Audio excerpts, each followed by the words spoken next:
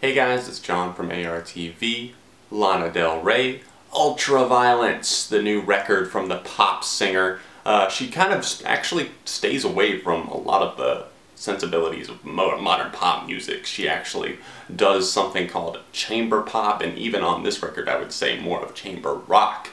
Dan Auerbach of the Black Keys actually produced the majority of this record, and it definitely comes out here on this record. A lot of problems I had with her most recent and her biggest studio album to date, Born to Die, was the fact that it just felt fake to me. It just all felt like a mask being worn. Many people don't know that Lana Del Rey is just the stage name for Elizabeth Woolridge Grant, and it was something that was come up with by her producers and by her label. Born to Die just kind of felt like a bunch of songs that were very forced, very stale at times. There were some good tracks on there, Diet Mountain Dew, Blue Jeans, even the original version of Summertime Sadness, not the remix that got played on the radio, because apparently, you just can't play Lana Del Rey on the radio without having some DJ remix it. That being said, not a whole lot has changed from a writing standpoint here on Ultraviolence. It's just the fact that the music has gotten night and day better and drastically improved. I love the guitar moments on this record. There are some that are just so excellent. Take, for example, even on West Coast, there's some good backing guitar on that one. There's some guitar solos that will pop out of nowhere, like Pretty When You Cry. That one is extremely strong, as well as the opener on this record that really took me by surprise. That song is called Cruel World, and it's probably my overall favorite. Lyrically, musically, everything about it works. It clocks in at about 6.5 minutes long, but it's just crazy good. Ultraviolence, the title track, is also another one that stood out to me and popped out. Shades of Cool is a very James Bond feeling one to me that had a lot of guitar moments on it that were very cool as well. There's synths, there's strings on some of these tracks. The Other Woman and Old Money utilize those, and they do it in a very good way. It's just the problem that I have with a lot of this record is Lana's voice. At times, it's just very droll, and there's not much going on here. It's very airy. There's a lot of reverb on the vocals on many of these tracks,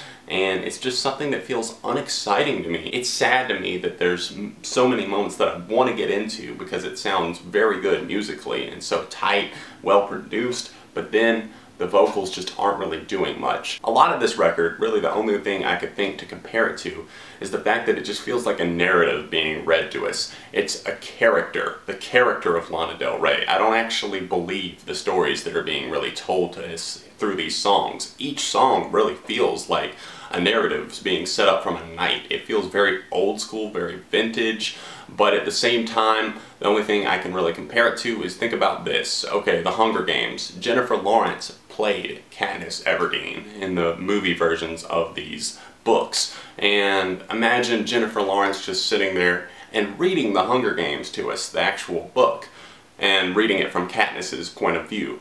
Sure, she's played the character before, but that doesn't mean that that character actually exists. That being said, Lana Del Rey can be quite an interesting specimen sometimes. Fucked My Way Up to the Top is one of my favorite tracks just because of the honesty that's on it. I mean, so many people will probably be like, oh no, I never, not even necessarily fuck someone to get up on the charts or anything like that. It's just that you basically have to kiss ass to get to where you are in the industry sometimes.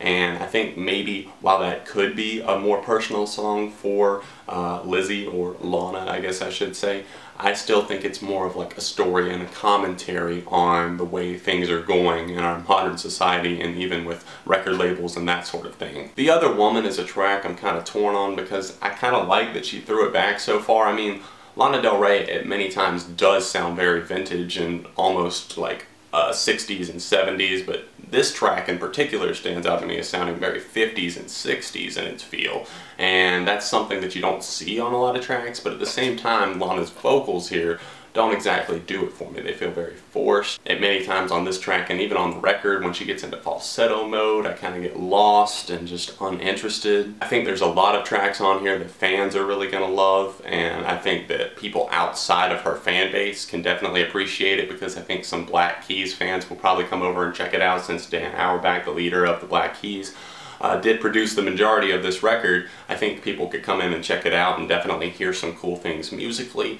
But at times, it's just something that's going to be hard for a lot of people to get into, I feel like, just because of the fact that it's a very atmospheric and droll record. And I'm not saying that it's boring necessarily, it's just something that it's an acquired taste, and it's something that even took a little bit for me to come around on. I'm not loving all of this record. There's definitely plenty of flaws. A lot of it comes with Lana's vocal style, and from a writing standpoint, I feel like a lot of these songs definitely could have been done a lot better and better executed, I guess I should say. But overall, I am enjoying a lot of this record. Cruel World, Shades of Cool, Ultraviolence, Fucked My Way Up to the Top, Pretty When You Cry, and even Sad Girl being among my favorite tracks here on this one. I don't know, I'm feeling a 3.5 out of 5 for Ultraviolence. What did you guys think about this new Lana Del Rey LP? Are you a fan of Born to Die? Are you liking this one a whole lot better? I know that I am, because honestly the majority of Born to Die just did not sit right with me. I feel like she's growing into her own here on this, but I think there's also a lot of things that she could work on. Anyways, let me know your thoughts on this record in the comment section down below, and of course let me know what you want me to see me review next. You can always click right here if you want to check out my last review, or right over here if you want to see the second channel where I do track reviews, music news, movie reviews, that sort of thing. Thanks so much for hitting the like button on this video and subscribing to my channel. We're over 7,000 strong now, so thank you guys so much for sticking with me and for all the support that my last review on Linkin Park's The Hunting Party got. Over 20,000 views. That was insane. Chester Bennington, the lead singer of Linkin Park, actually saw it, and it just made my world when I saw that happened. Anyways, thanks for the support, guys, and I will see you guys very soon right here on ARTV Beyond the Reviews.